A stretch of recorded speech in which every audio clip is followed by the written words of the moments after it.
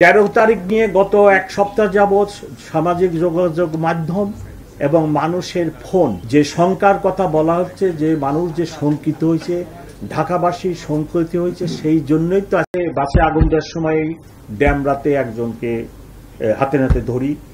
আমি আশা করতেছি অনতি বিলম্বেই আমরা এই যে মোটর বাইকে ককটেল ছুঁড়ে পালায় যায়, পালানরত অবস্থায় ধরে ফেলবো ইনশাআল্লাহ। এই সকল জিনিস আসার কারণে মানুষের মধ্যে একটা আশঙ্কার সৃষ্টি হয়েছে ঢাকাবাসীর ভিতরে। সেই আশঙ্কা দূর করার জন্যই ওনাদেরকে আমি আশ্বস্ত করার জন্যই আজকে আপনাদের সামনে উপস্থিত। আপনারা আমার এই বাণী, আমার এই মেসেজ, আমার এই অনুরোধগুলা আপনাদের মাধ্যমে ওনাদের কাছে পৌঁছে দেন।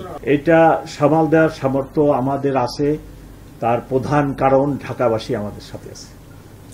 অতীতের যে সমস্ত স্বৈর শাসকের পতন হয়, আমি সে সময় এই ঢাকাতেই ছিলাম, ঢাকা মেট্রো পুলিশের কর্মরত ছিলাম।